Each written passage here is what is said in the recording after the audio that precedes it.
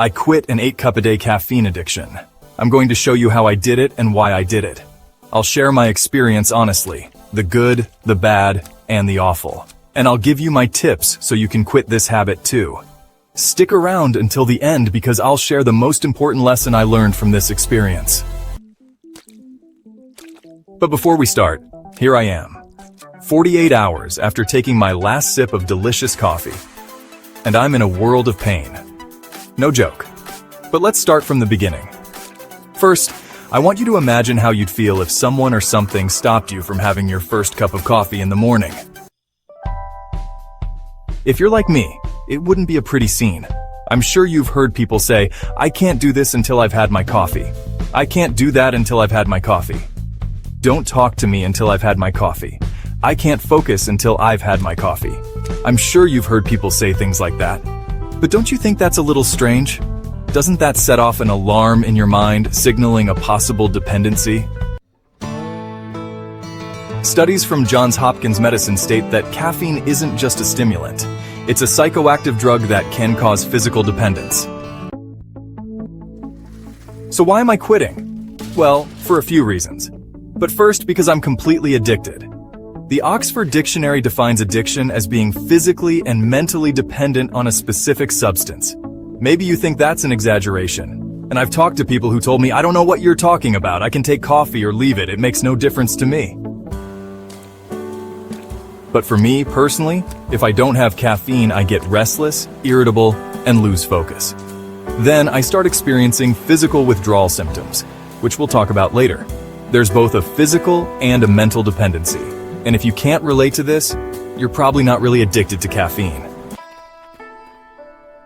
I mentioned self-mastery, and it became very clear to me that I don't have control over my physical body. My body calls the shots, especially when it comes to caffeine.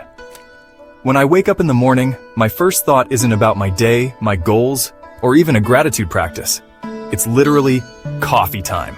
So I rush to the kitchen and get the coffee maker going, and then I start my day. I'm trying to free myself from all my addictions. And as a society, we have a lot of addictions. There are the obvious ones: substances, caffeine, food. But there are also emotional addictions: complaining, needing to be right, and being addicted to stress.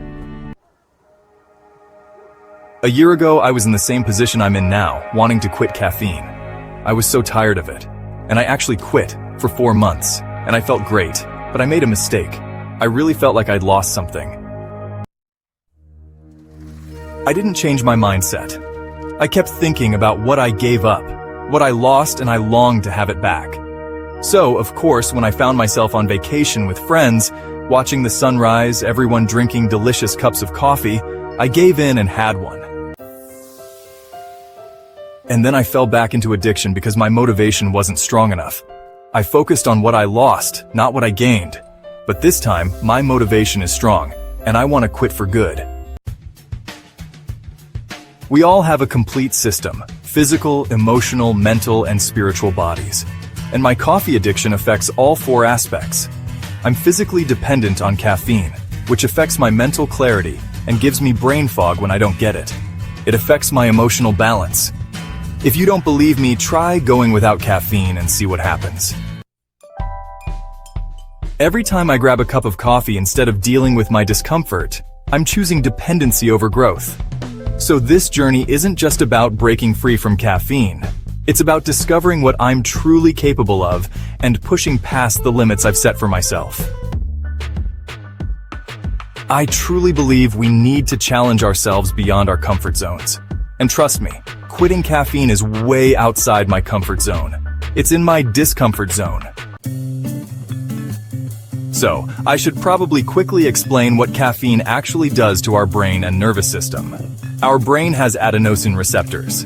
Adenosine is a neurotransmitter that slows down activity and basically tells our body it's time to relax and rest.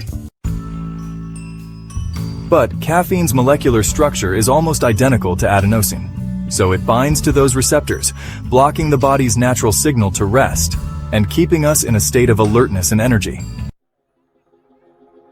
Other reasons I decided to quit are health-related. Studies show caffeine interferes with calcium absorption and can weaken bones.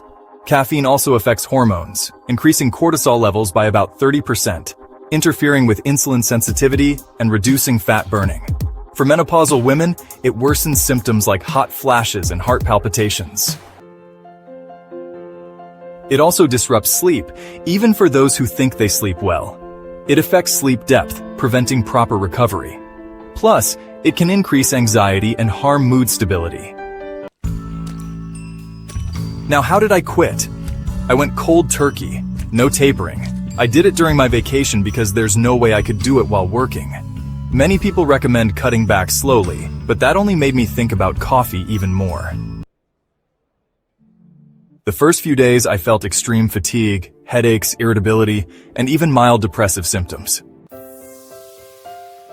But after about 9 days, I started feeling good again, with more stable energy and improved focus. Withdrawal was tough. The symptoms peaked in the first 3 days. After a week, my energy started stabilizing. Now, 2 weeks later, my mood is more balanced, my energy is more consistent, and my mental clarity has improved. It was tough, but it was worth it. I highly recommend this experience to anyone who wants to regain control over their body and mind. Do you drink coffee? Or have you tried to stop? Tell me in the comments about your experience. Thank you for watching until the end.